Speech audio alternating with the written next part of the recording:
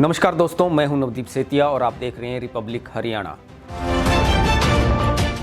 साल 2020 का अंत होने वाला है और 2021 आने वाला है। साल 2020 बहुत ही हलचल वाला वर्ष रहा। इस साल कोरोना ने सभी को सताए रखा। कोरोना के कारण स्कूल कॉलेज बंद रहे और कारोबार भी ठप रहे। इसके बाद किसान आंदोलन भी लंबे समय तक इस साल चलता रहा और अभी भी जारी है। इसी साल सोनाली फोगाट का थप्पड़ कांड हो या गुरमीत राम रहीम को पैरोल मिलने का मामला हो, इस तरह की घटनाएं इस साल सुर्खियों में रही। आइए जानते हैं साल 2020 में क्या क्या खास घटनाएं हुई। इसी पर आधारित हमारी रिपोर्ट। इस साल की शुरुआत फरवरी माह में 2020 के बजट से शुरू हुई। बजट से लोगों को बहुत आस थी, लेकिन वो आस निराशा में तब बदली जब मार्च के महीने में कोरोना ने दस्तक दे दी।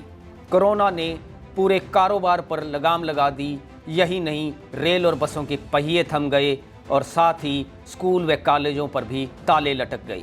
इसी साल 17 मार्च को हरियाणा के गुरुग्राम में कोरोना का पहला मामला सामने आया। उसके बाद तो कोरोना तेजी से फैला। इस साल के अंत तक कोरोना पॉजिटिव मामले 2,61,000 को पार कर गए। कोरोना के कारण करीब 2892 लोगों की मौत हो गई। राहत की बात यह है कि कोरोना से 2,54,000 लोग ठीक हो चुके हैं। कोरोना के कारण यह पूरा साल एक तरह से शिक्षा से वंचित हो गया। स्कूली बच्चे, कॉलेज के बच्चे स्कूल जाने से रह गए। कोरोना के कारण स्कूल और कॉलेज खुल नहीं पाए और इस वजह से पहली बार हरियाणा के अंदर स्कूली बच्चों और कॉलेज के विद्यार्थियों को ऑनलाइन शिक्षा का आश्रय लेना पड़ा। कोरोना संक्रमण के बीच ही इसी साल केंद्र सरकार की ओर से 5 जून को 3 कृषि अध्यादेश लाए गए। सितंबर माह में इन 3 कृषि अध्यादेशों को कानून की शक्ल दे दी गई। इसके बाद से ही किसानों का आक्रोश बढ़ गया। 10 सितंबर को कुरुक्षेत्र के पिपली में किसानों ने एक रैली की। इस रैली के दौरान खूब हंगामा हुआ। किसानों ने हल्ला बोला तो पुलिस की ओर से किसानों पर लाठीचार्ज किया गया।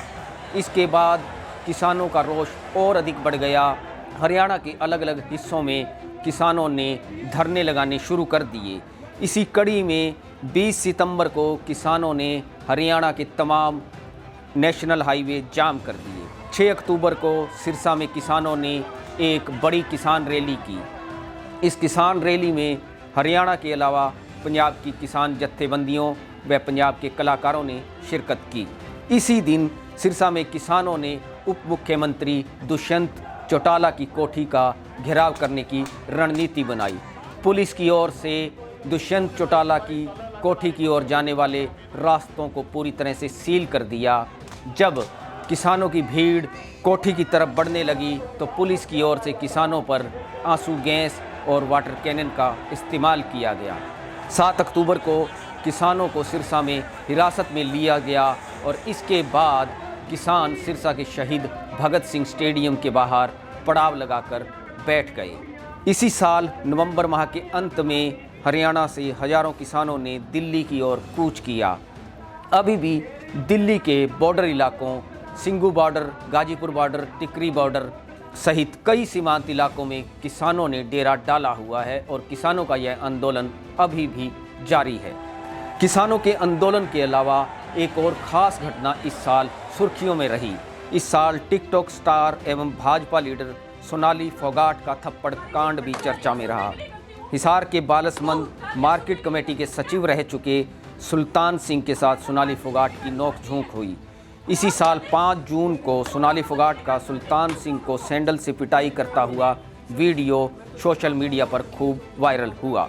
अब यह टिकटॉक स्टार बिग बॉस का हिस्सा भी बनी हुई हैं। इसी साल 24 अक्टूबर को रोहतक की सुनारिया जेल में बंद डेरा सच्चा सौदा चीफ गुरमीत राम रहीम को 1 दिन की पैरोल दी गई। उन्हें पैरोल दिए जाने की खबर को पूरी तरह से गोपनीय रखा गया। करीब 1 पखवाड़े बाद प्रतिष्ठित अंग्रेजी अखबार टाइम्स ऑफ इंडिया ने इस खबर को एक्सपोज किया। इसी साल नवंबर में बड़ौदा का उपचुनाव हुआ।